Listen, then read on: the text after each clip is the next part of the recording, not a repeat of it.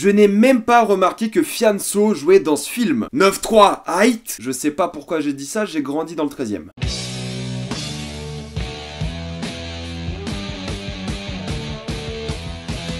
Mauvaise herbe. Je sais pas si on dit mauvaise herbe ou si on dit mauvaise herbe. Dans tous les cas, il n'y aura pas de spoiler jusqu'à la minute indiquée dans le titre de la vidéo. Comme d'habitude, jusque là vous êtes tranquille, après on va tout spoiler. Et à la base, j'avais envie de faire la vidéo sur Overlord, le film qui parlait des nazis démons, qui était censé être un film appartenant à l'univers Cloverfield, mais qui a été annulé, enfin du moins de ce point de vue là. Sauf que aucun cinéma dans ma ville ne le diffuse. Merci le UGC Lille. Mais heureusement, cette semaine est plutôt chargée cinéma. J'ai envie de voir Aga, j'ai envie de voir Amanda, j'ai envie de voir Les Filles du Soleil. D'ailleurs, je ferai sûrement des critiques Instagram de tous ces films, soyez à l'affût sur Insta. Mais finalement, je suis allé voir le nouveau film de Kéron. Et Kéron, c'est pas quelqu'un que je connais spécialement bien. Je sais qu'il est né à Téhéran, je sais qu'il fait de la musique, je sais qu'il est humoriste, je sais qu'il est acteur, je sais qu'il est réalisateur. Il avait fait un précédent film que je n'ai pas vu, mais que je vais m'empresser d'aller voir. Je crois qu'il a joué dans Bref, je crois que c'est de là que je le connais un peu. C'est un mec qui se fait pas chier, quoi, il a plein de trucs à faire. J'ai vu la bande-annonce de son film, Mauvaise Herbe, et c'est typiquement le genre de film que moi j'aime bien. J'avais fait une vidéo il y a longtemps sur Logan, genre l'histoire d'un gardien. C'est souvent l'histoire d'un adulte qui doit s'occuper d'un enfant, alors qu'il veut pas spécialement de s'occuper de cet enfant. Bah, Mauvaise Herbe, c'est l'histoire de cette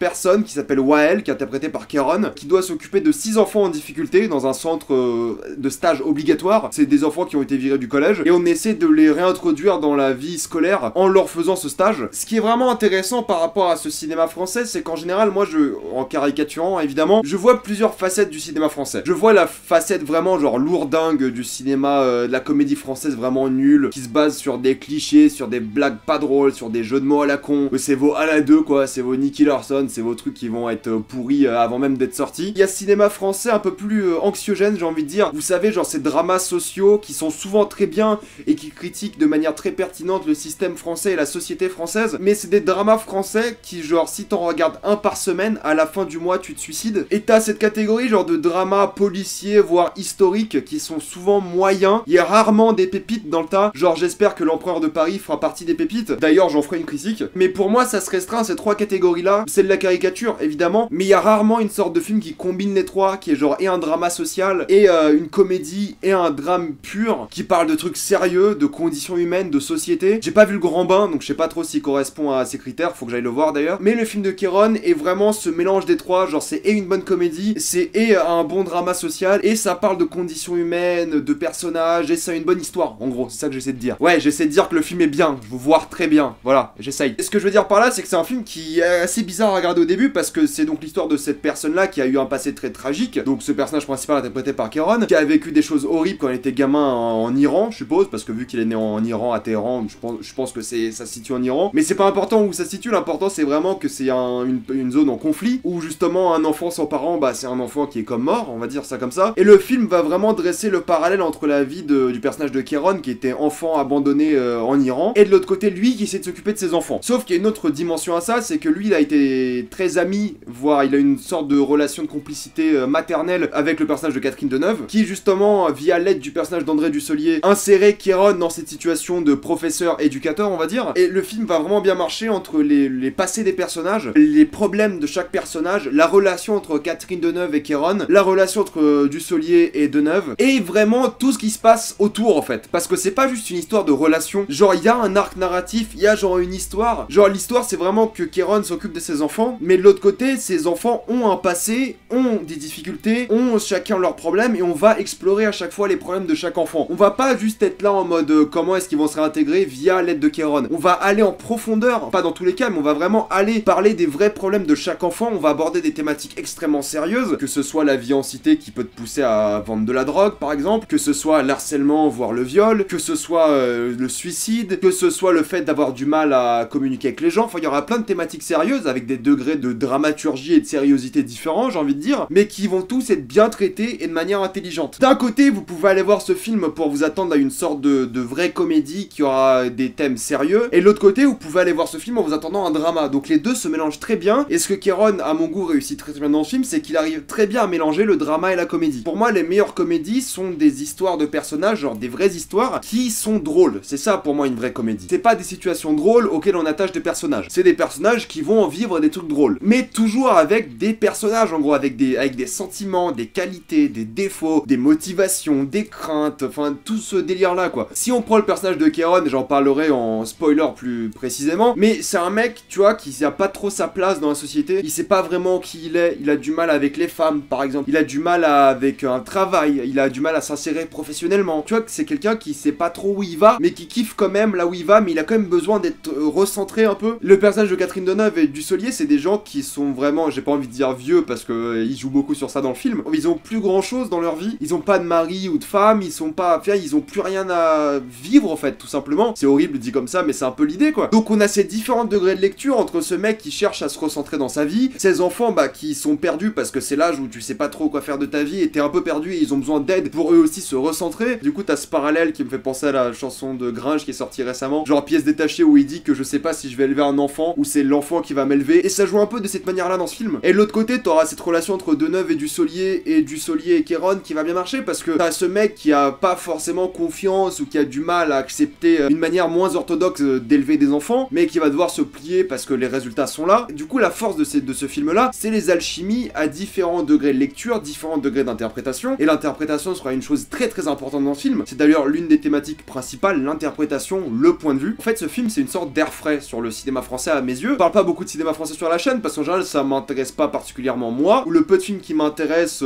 sont très anxiogènes, et c'est pas forcément le genre de film dont j'ai envie de parler sur la chaîne parce que c'est dur d'en parler, quoi. Au fur et à mesure de voir de films de merde français ou des films moyens, bah t'as moins envie d'aller voir des films français. Mais là ça m'a un peu remotivé à redonner ma chance à des vrais scénaristes, des vrais réalisateurs, des vrais gens qui ont des idées et qui ont un peu compris d'où viennent les vrais problèmes. Je sais pas, je connais pas la vie de Kéron, mais en fait en regardant ce film, tu sens que le mec a vécu des trucs et tu sens qu'il a envie d'en parler, il a envie de le partager, et c'est ça qui marche bien. Du coup t'as l'impression que c'est vraiment un auteur qui a vécu des vraies choses, parce que ça parle aussi d'identité raciale, mais pas de manière lourdingue, genre de manière normale, c'est juste bah on est tous différents et c'est normal. Et moi c'est un sujet qui me touche aussi, parce que moi aussi j'ai des origines différentes, je suis à moitié arabe, à moitié roumain, il y a un moment tu vois, forcément ça marche pour moi, tu vois. Mais ça joue bien sur ça, et ça joue bien aussi sur les différentes difficultés des gens. On a tous connu des gens en cité, on a tous connu des gens en difficulté, on a tous connu cette personne âgée qui sait plus, elle a plus de raison de vivre, enfin du coup ça a très bien marché sur ça. Et de voir les différents points de vue, ça rend le film intéressant et pertinent, et genre une vraie critique de la société et de relations humaines, et c'est un bon film, quoi. Voilà, c'est ça que j'ai essayé de dire depuis tout à l'heure, c'est que c'est un bon film qui mérite d'être vu, parce que c'est drôle, parce que c'est dramatique, parce que c'est sérieux, parce que c'est bien joué, parce que c'est bien écrit. Il y a certes quelques scènes de comédie que j'ai trouvé un peu lourdingues, et une scène de danse que j'ai trouvé un peu en trop, mais l'idée de la scène de danse était là, en tout cas. Et même si le film, au début, je comprenais pas trop où il voulait aller, et je l'ai trouvé l'introduction assez bancale, il y a surtout un gag avec le personnage de Deneuve et Kéron au tout début du film qui vont voir Dussolier, que j'ai pas spécialement trouvé utile à l'intrigue, parce que d'habitude, toutes les blagues sont utiles à l'intrigue et fonctionnent bien. Bah, ce gag-là du moment en musique où ils sont habillés bizarrement, j'ai pas trouvé ça ouf. Et le moment de breakdance, j'ai pas non plus trouvé ça incroyablement efficace dans la mise en scène, parce qu'on voit que c'est des cascadeurs, bref et tout. Même si ce moment de danse servait à quelque chose, en tout cas, à l'histoire, et il y avait un vrai développement derrière. Mais sinon, j'ai adoré les relations, j'ai adoré la musique, j'ai adoré la conclusion, même si je trouve qu'il est un peu trop vite expédié. Il y a une sorte de montage musical dans le dernier tiers du film que j'ai trouvé très efficace niveau émotion, mais que j'ai trouvé ça un peu facile. Mais sinon, c'est un film qui est bien mis en scène, qui a des plans assez symboliques, qui est fort en émotion. Vraiment, il y a surtout un plan de fin par rapport aux deux personnages que j'ai beaucoup aimé. Ouais, donc c'est un film qui est efficace, qui est très bien fait, qui est super divertissant, tu t'ennuies jamais, il y a toujours de nouveaux trucs qui se passent, et quand tu penses que le film en a pas assez parlé, bah il recontinue d'en parler, il te surprend à chaque fois, il te met des claques d'émotion de temps en temps, et du coup c'est le genre de film que je ne peux que recommander. Typiquement c'est le genre de film que j'adore voir au cinéma, c'est ce bon mélange entre la réalité de la vie, la comédie, du drama, et un film qui à la fin est bien ficelé et a une fin extrêmement satisfaisante et qui a un déroulement mérité. Alors oui, on aurait pu développer plusieurs personnages, etc., mais c'est pas vraiment l'idée du film. Et je trouve que le film mérite d'être vu, et je suis bien content qu'il n'y ait pas eu de séance pour voir Overlord au cinéma, parce que peut-être je serais pas allé voir ce film, ou du moins je vous en aurais pas fait la critique. À partir de maintenant je vais spoiler, donc oui, allez forcément voir Mauvaise Herbe, ou Mauvaise Herbe, je le conseille à tous, vraiment c'est un grand film, j'ai envie de dire, c'est un très bon film en tout cas. Du coup à partir de maintenant je vais spoiler. J'ai adoré la relation entre Ludovic et Karim. Ils sont tous les deux dans la même merde, mais ils se détestent pour une raison de cité. La manière dont ils deviennent potes au fur et à mesure, que ce soit eux en train de jouer une pièce du Titanic, Karim en train de voir Ludovic dans la merde, ou même juste la phrase toute bête de Kéron qui dit qu'en fait le problème de cité, c'est un problème de boîte aux lettres. Et ce qui est dingue, c'est que même quand il fait une blague comme ça, qui est très vraie, bah, en fait, ils enchaînent sur un truc archi dramatique. Dans cette scène-là, quand il dit que c'est une histoire de boîte aux lettres, il y a ce moment-là où il dit, bah nous on a même pas de boîte aux lettres. Tu vois que il y a cette conscience de la réalité de la vie et de la situation qui est enchaînée sur une blague. Et c'est un truc qui fait très très bien plus tard, le dernier jour où les enfants viennent récupérer leur argent mais qui refusent. Il y a une blague qui est faite sur le personnage de Fabrice. Genre il lui fait une blague en lui demandant l'argent et au final il s'en va. Et tu penses que c'est un peu la fin de la scène et que ça finit sur une note humoristique. Tu t'entends la voix de Shanna et t'entends la porte se fermer et là elle te parle de son agression sexuelle, voire de son viol. Et d'un coup, en fait, la scène elle prend un tournant extrêmement dramatique alors qu'elle commençait sur une blague. Et ça, c'est un truc qu'il fait souvent dans le film et il le fait bien. Chaque blague est ancrée dans une forme de sériosité, de sincérité, j'ai envie de dire. Et ce moment-là où elle avoue à Kéron qu'elle a été harcelée, qu'elle a été violée et qu'elle a connu des vrais problèmes par rapport à ça, j'adore le plan où tu la vois même pas se retourner. Genre, elle a vraiment du mal à le regarder en face. Et en fait, le tournant dans cette scène qui est devenue hyper dramatique d'un coup, bah ça te fait remonter des vraies émotions. Et ça te fait limite, t'as les larmes aux yeux presque. Parce que tu comprends qu'elle attendait ça toute la journée et quand ça sort, bah t'es forcément ému. T'as aussi toute l'intrigue entre Kéron, le flic corrompu et évidemment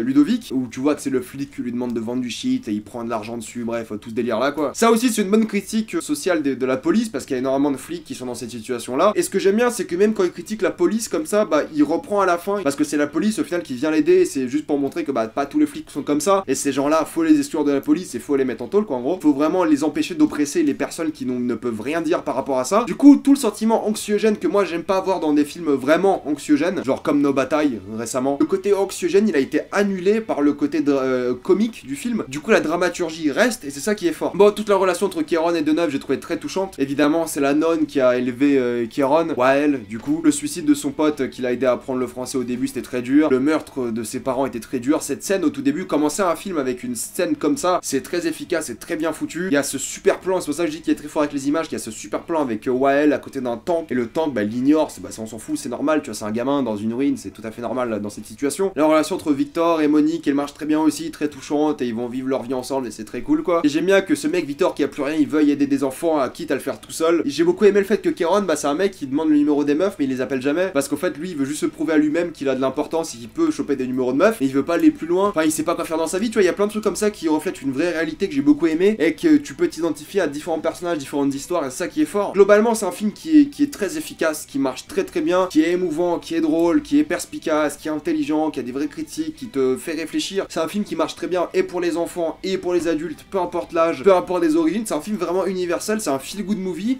À la fin t'es content d'en sortir et c'est très très bien. Donc voilà, ça c'est le cinéma français à soutenir. Clair et net. Et si vous avez vu Mauvaise Herbe, bah mettez-moi dans les commentaires ce que vous en avez pensé. Pensez à vous abonner pour plus de vidéos. Si vous aimez la chaîne, vous pouvez regarder une pub de 30 secondes pour financer la chaîne. Ça sera dans la description et dans le commentaire épinglé. Suivez-moi sur Instagram pour des critiques exclusives. N'oubliez pas que cette semaine, vous avez 25% sur toute commande sur pamplink.com. Suivez-moi sur Twitter pour toute l'actu. Et moi, je vous dis à la prochaine fois. Salut à tous.